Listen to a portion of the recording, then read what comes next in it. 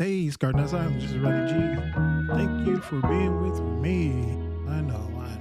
But we're here. I'm here. So let me tell you, if you haven't been listening, what we're doing. So I'm doing a mini seasons, right? We're on season 1. Technically, we're on like season 3, but in my mini season, we're on season 1. But you'll see just listed as the regular seasons on the on the other sites. And this mini season is basically what I learned, and this is what I learned through the whole journey of the kidney transplant and the aortic valve transplant, COVID, just all those things that I talked about. What have I learned? And so we'll go through different mini sessions, as I call them, and there's a little more detail. So some of them I won't focus on. If you notice, a lot of the early podcasts were about 5 to 10 minutes, and that's just because I was really new. I was kind of nervous. I was in my head. All those feelings that you get when you're starting something new, and you're just blurting out to people in Thailand or Germany and some other countries that I struggled to pronounce. But I love that they're listening. So so that happens. You get nervous, and I was editing everything, and really now I edit. I'm trying to edit out some of the ums and because I do that a lot. I'm not a professional speaker, nor do I profess to be a professional speaker, but I at least want to give you some more comfortable listening than listening to me go and on. And I know there's another word I say a lot too. But the reality of it, that's just who I am. And I just want to keep it raw as possible and real as possible. And people mess up, and we have these weird speaking, uh, uh, I don't know if they're dialects, but weird speaking, the tones and everything else that comes with it. Mispronounced words and got lisp and like you have all these things, and everybody wants to edit it out to be so crispy clear because it got to be perfect so people listen. You know what? People listen to you every day talking. You might have a squeaky voice. They listen. They don't make a judgment of it. They may not prefer to listen to your squeaky voice every day for 8 hours, but so be it. Some of you might be in positions to where the people can't say nothing to you, and they are forced to be a captive audience for you. And good for you, because you've worked your way up to that to get a captive audience. So it is what it is, as people say. But through that process, doesn't mean that I can't learn to improve my speaking and engagement with you. And eventually, like when I get comfortable, maybe I'll go on camera, maybe not. I don't know. It just depends. But in the meantime, Scarred Not Silent. This is what we're doing right now. I appreciate you for being on. And this episode will talk about what I learned about advocacy. And that's actually, what I've done all my life was advocacy work. And that's just what social work pretty much is. But I was doing that before I even knew what social work was. I had a sense of it. But middle school, like in my neighborhood, well, for one, wasn't the best neighborhood. I wasn't the worst neighborhood. It wasn't the best and worst. Being an outsider looking in, it probably looks terrifying to come to that neighborhood because it was a very industrial, in many ways, our neighborhood, the actual where we live at, it wasn't a whole lot of, like, you could come in, but you'll have to go all the way up the street if you're trying to find a way back out. Or you would have to, like, there wasn't a lot of ways to get out.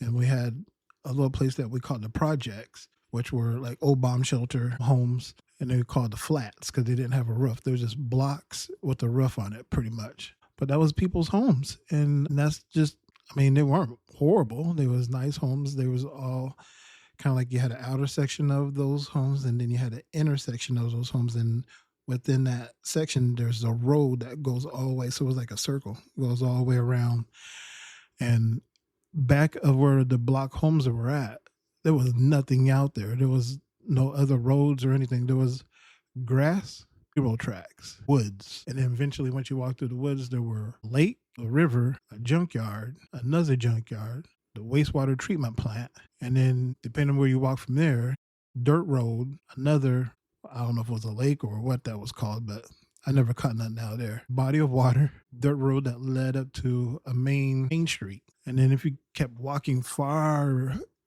back into the woods past the lake, then you start getting into a railroad trestle, which is just a railroad bridge. We call it a trestle. And then the river and the train bridge would take you over the river. And then you go back into more woods. And then you would have a couple of hills where you have the motorcyclists. Well, they have called it trails, where they basically, you can see them actually from the other side of the bank. When I was fishing, I could see them doing their jumps because there was big mounds of dirt that I don't know who made, but they've been there for years and years and years, like decades, where they would do their like motocross. Literally, they would have like a motocross track back there, and you could hear them and see them jumping. So that was like my little compass in my neighborhood. I said, if we ever wanted to steal something and get rid of it, we had multiple areas to do it.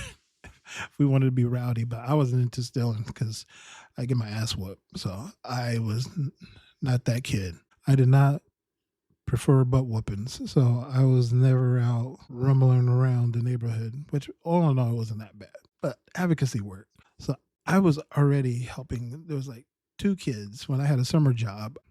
I had the summer job out of high school for about 3 years, I think it was. I think it was like my sophomore year. I started working for Iowa Conservation Corps, and pretty much that job just entails going and doing work around the parks. It was the city parks, and then the federal. I think we all went on the federal land to repost some barbed wire, and then we went on to the base in well, it's not in Des Moines, it's in Johnson, I believe, and then fixed some posts out there. And then I think it was the flood of 93, 92, the big flood in the Midwest. That's where we got extended. That was like a year, probably about 6 months extension. And then we did the flood work for when the flood damage was just ravaged Des Moines, actually Iowa itself. But so yeah, so that job allowed me to help 2 kids in the neighborhood that I would walk to, because I didn't drive, so that I would walk. When I got my check, I'd take them to the store to get some treats. So they was able each to get a snack and some candy, like maybe a hot dog and some candy or something like that. So you get 2 items basically out of the store, and I would pay for it. And then we walked back to the neighborhood. By the time we walked out that far to get to the gas station, we was out of our neighborhood. I'm talking about we was walking probably a couple miles to get to the store, if not more. And then come back into the neighborhood, which didn't have a store around there or any public transportation didn't come into our neighborhood. It was on the outskirts, but it didn't come to our neighborhood. So yeah, so those 2 kids basically, and I would feed them out of our house because my dad at the time, he was drinking. No longer. He's been sober for many, many years. So I appreciate him for that, for just kicking it and just fighting those demons, right? And been so many years now, he's been clean. So that's been cool with that. But prior, he would go out and have his drinks and be gone. Mom would be working. Now he worked. He would go to work and then go to the bar. And then mom would be out working. So I would be home by myself, and I was, like I said, I was in middle school, and I would we had this little grill, and I would go and take some meat out of the freezer or the refrigerator. Now, if he knew I was taking meat out of the house to feed these kids, I might have gotten in trouble a little bit, but I spoke to him about it the last time I was back home, and he said he wouldn't have been mad because I was trying to do something good. I don't know. I think I would have got that butt whooping myself, but he's pretty strict about the food. Maybe if I was grilling up steaks, I'd get in trouble, but I don't know.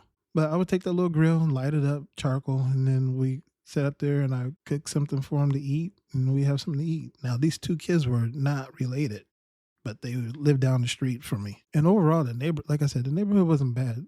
Across the street, there was an old man that had a big house built there and beautiful homes. So it's just that neighborhood that wasn't plush, but also wasn't, I would say, too rough. And yeah, so 2 kids, both of their parents, like I said, separate families, but obviously they knew each other. We all knew each other in this neighborhood, and their parents were hooked up on drugs at the time. That's where I probably learned my advocacy work, was advocating for them to have a better life. I know it's not advocacy as we see it structured, but was still, to me, advocating for the life of these kids the best way I knew how. And that continued up into today. This program is advocacy work. It's about getting the word out there about kidney disease, and it's about sharing a journey and feeling all those emotions, which a quick little story. So I had my appointments all yesterday. I had a lot of appointments yesterday,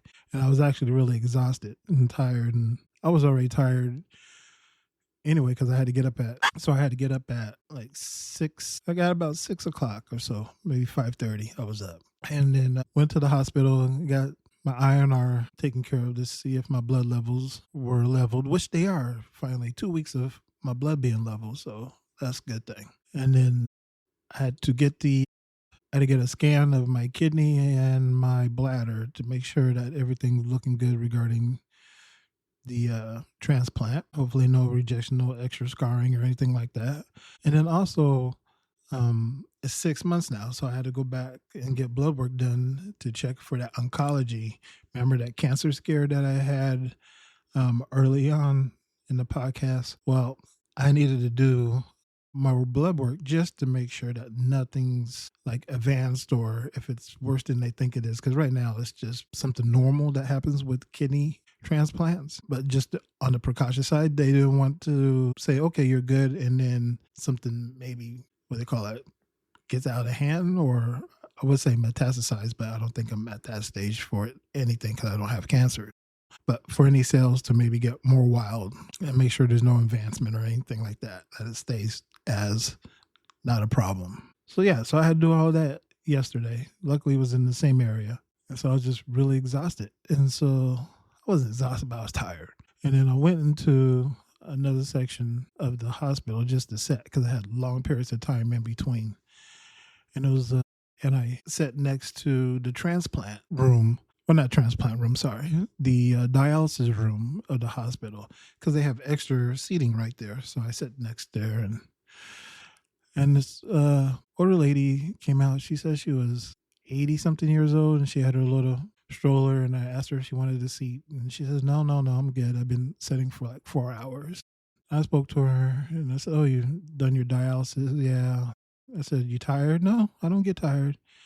And then I told her about my journey and about the show. And so we just had this deep conversation. You know, she telling me about her family and some members that just recently passed. And we just really had this moment of just, she was not cleared to get a transplant, nor was she cleared to do hemodialysis, which is that home dialysis. So basically her rest of her life is on the machine doing dialysis, but she had high spirits. Sound like she outlived most of her people in her family. She was driving, but she no longer drives anymore. So she has medical transport. But this lady just was still living her life, and she was smiling. We talked about being just grateful for modern technology. And she says, yeah, for everything that, that's modern technology brings. I said, absolutely. And then finally I made my way to my next appointment, and she said something. I didn't quite understand it. I didn't quite hear it because we were saying our goodbyes, and she had said something, and then I turned back and just told her, thank you for the conversation. It was nice meeting you. And she just lit up with this amazing smile and told me the same thing. And we just kind of looked at each other, which like we knew like this conversation was special. So, but that's my advocacy work. And just wanted to share the other stories. They kind of all run together. And that's pretty much it. I'll see you the next time. And this is Scarred Not Silent. And if you need to get the full gamut of the podcast because you're a little behind, you can check out www.scarrednotsilent.com. That's where all those are at. All the shows are at. So you can find from one to wherever I'm at right now. You can find it on that website. There's also a little button there if you want to put a little pocket change so I can get some coffee. We actually have a Starbucks that was built. When we first moved here, there was just some dust and some data centers that they was building. But now we got a Chick-fil-A, and I sound like I live in the sticks. I don't live in the sticks. It just happened. This little development area is just building up now. And there's a Chick-fil-A there, and there's a coffee. Starbucks, I can get a coffee, and they're building more places as the day continues. So if you want to drop a little change in the bucket, there's a little way to do that on the websites too. Once again, Scar Not Silent. If you wake up, you have a purpose. Bye.